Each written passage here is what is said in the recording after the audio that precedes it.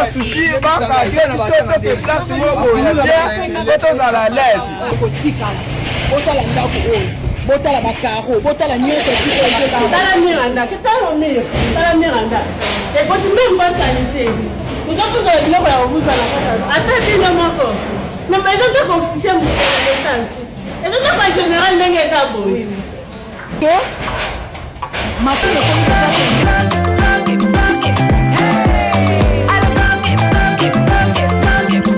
oyoki elenge ya Congo tape les mains tape les mains tape les mains tape les mains tape les mains tape les mains tape les mains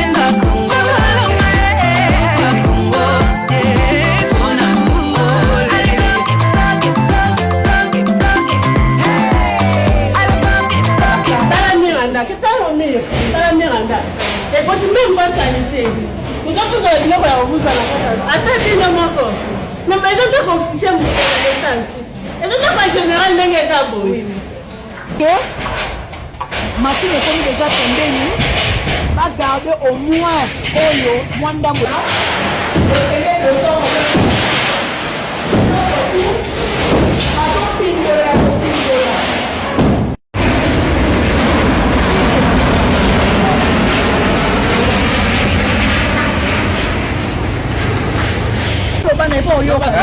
toza na souci bakage biso te place moko ya te tozala l'aise kotikala botala ndako oyo botala bakaro botala nyonso ti oyo ezokende botala nyonso oyo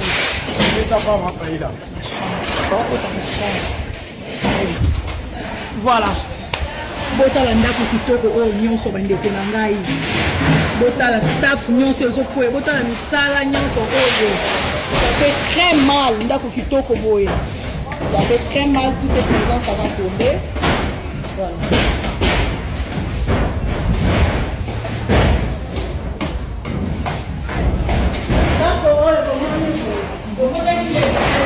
toza na souci bakage biso te place moko ya te tozala l'aise omoni mama azoloba bien sikoyo azalaki neti na kanda nga na pese mpo apase message na ye tranquille bamessage eke mpenza tosombi na motoki na biso bakabeli biso ya mawa te sikoyo awa tokomi onyokoma boyeke nini nini tosali na Congo na biso po nini na biso nini yango tosali po tosubir pasi oyo bakabelaki biso ya mawa te basoda basi bakabeli bango nano mapango baya kokabela biso bacivile oyo mapango mpenza ya pasi oyo tozotika bana na biso boni boy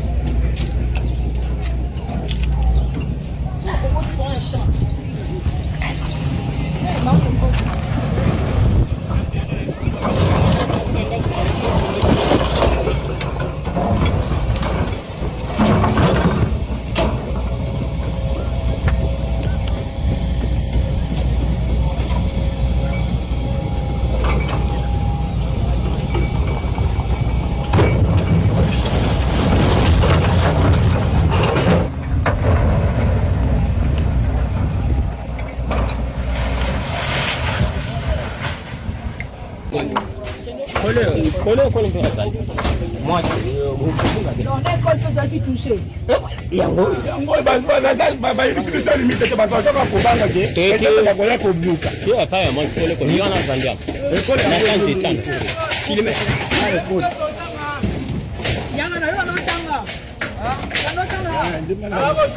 c'est Fédéric. Oh, filmé. Moi, je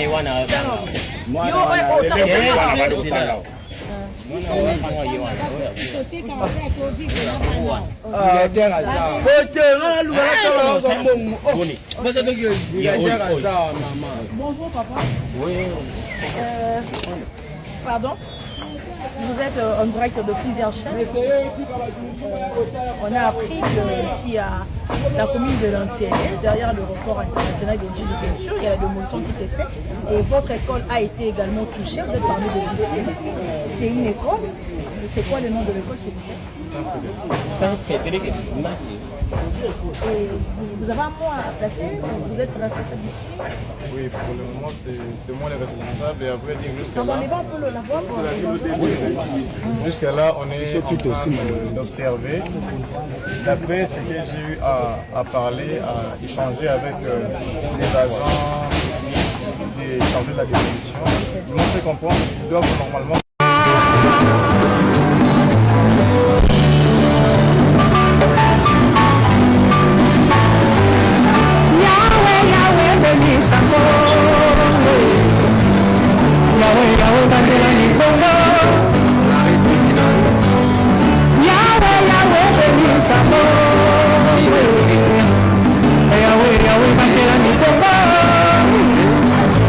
Pour la démolition des maisons, après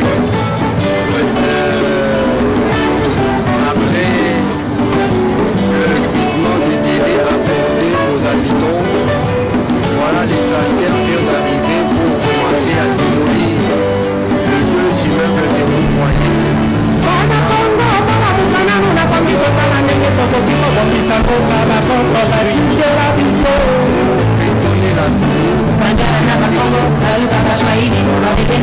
Les images, les deux immeubles bientôt, ça va subir la rigueur de la loi.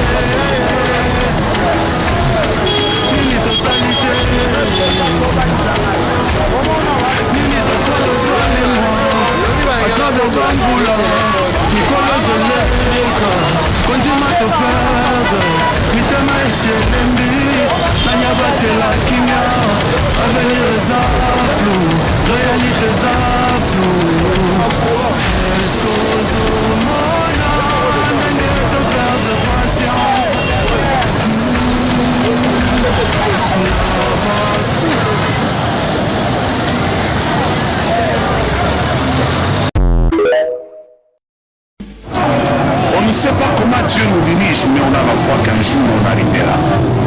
Ça, c'est la certitude. Dieu peut tracer une ligne droite en faisant des courbes, comme disait mon pasteur.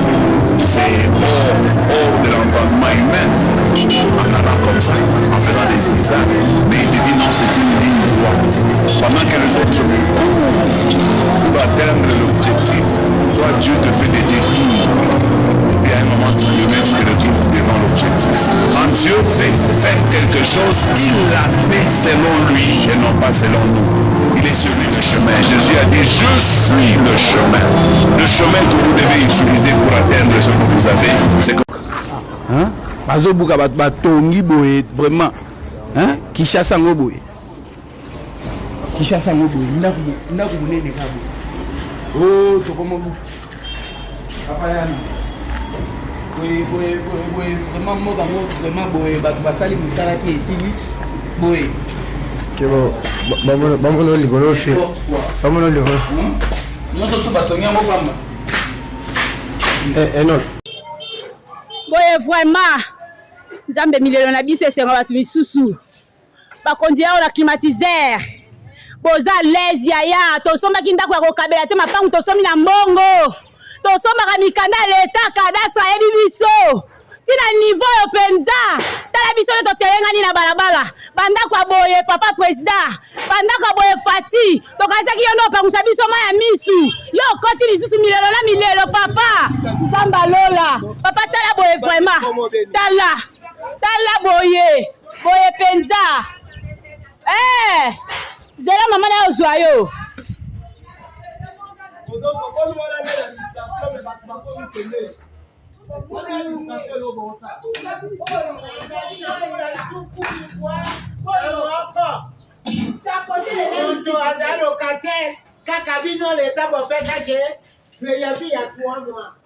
Oh nyonso babuka soto longoli biloko deja ndaku bakomi kobuka nzamba lola tokokende wapi nkolo Fati nde mwana mboka to sepele te vu congolais mwana mboka sunga biso kaka yo sotiki biso na milelo boye vraiment papa talanda kwa munene boye tala boye penza komi na suka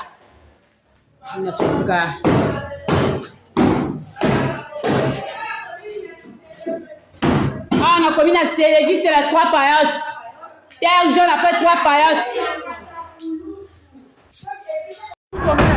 Président Félix, tosali nini biso bato ya 3 paillotes kota bibo tosali nini président tosala population belé ya bato boye tosali nini quartier mobimba tosali nini. Vrai, nous sommes au quartier Binza Pigeon dans la commune d'Engalema, précisément sur l'avenue de Libération, ex-24 novembre. Ici, l'ex-ministre de la Santé, Eteni Longondo, a décidé de s'emparer d'une avenue qui désormais devient sa propriété privée. Avec l'aide de la police du parquet de la Gombe, c'est au cadre de l'IDPS vient de clôturer cette rue qui dorénavant fera partie intégrante de la parcelle dont il est le propriétaire. Les portails des parcelles situées dans cette avenue ont été tous barricadés par des murs en briques ici en pleine construction comme l'attestent les images. Monsieur Eteni atindi bato na ye baya kobuka porti batonga mur tomoni ka baajuster na bamaçon na babrique na basoda babandi kotonga. Les voisins de messieurs Eteni Longondo qui alertent l'opinion sur cette mesure arbitraire sont donc obligés d'escalader des murs afin d'évacuer à leurs occupations, une tâche très pénible pour les enfants à bas âge et surtout des mères de famille.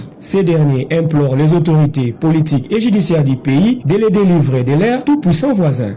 Monsieur Eteni atindi la police et a kokangela biso entrée to bimate parce que soi-disant c'est plus de 20 ans. Na sombaka parcelle oyo na 1999. J'ai vendu au docteur Eteni Longondo les bâtiments de mon appartement. Appartement n'est pas synonyme à parcelle. J'ai construit un chemin public, une servitude, qui va de la grande route à la résidence de monsieur Antoine Katoto. Le docteur Eteni se permettra de forcer et de rallonger les bâtiments. Omoni ndambo tolobaka totika. Ndambo oyo ayaka kobakisa qui n'était pas na plan oyo batekela kaye, ça n'existait pas avant. Rallonger les bâtiments en prenant une partie de la servitude d'abord, puis en supprimant totalement la servitude. Les dirigeants du pays et surtout ceux du parti présidentiel sont ici interpellés afin de recadrer leurs camarades Eteni Longondo qui usent des pratiques rétrogrades d'une autre époque en même de salir l'image de marque du président de la République et celle de l'UDPS. En tout cas, tu as un regret macasse. Tu as que tu voté IDPS, mais comme tu as changé. Nous sommes dans le bureau urbain des mines de la mairie de la ville de Bandundu. Le responsable à Zawala. Voilà.